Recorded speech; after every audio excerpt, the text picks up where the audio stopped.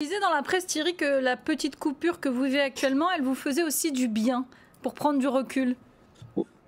Oui, c'est vrai dans un sens parce que quand on est dans cette machine à laver, je dirais, qui vous retourne un peu le cerveau par moment, il faut faire preuve de lucidité, quelquefois on en manque.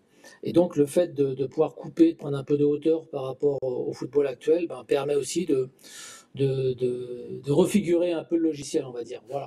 Et par contre, j'ai aussi précisé quand même qu'il ne fallait pas que ça dure non plus une éternité quand même. Ah Donc ça. je tiens à le préciser aussi.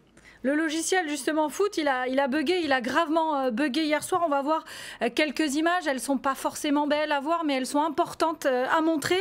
Le dégoût et la honte a titré aujourd'hui l'équipe. Le match OM-OL a été annulé.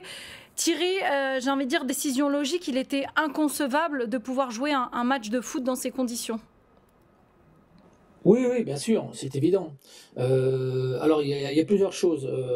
Je pense qu'il y a l'aspect physique, bien entendu. On voit que Fabio Grosso est vraiment marqué.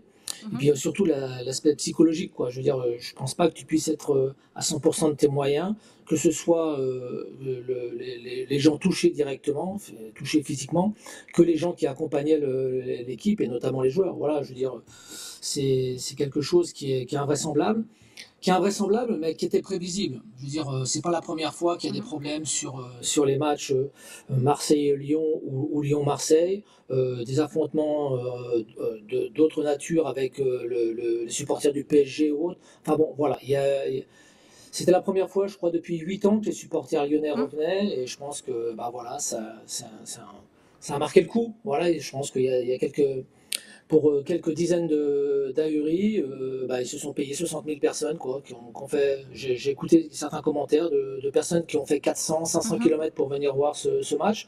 Ça devait être une fête, et puis résultat des courses, ben voilà, on leur a dit bah, le match est annulé, vous pouvez rentrer chez vous, donc c'est toujours plaisant, quoi, voilà.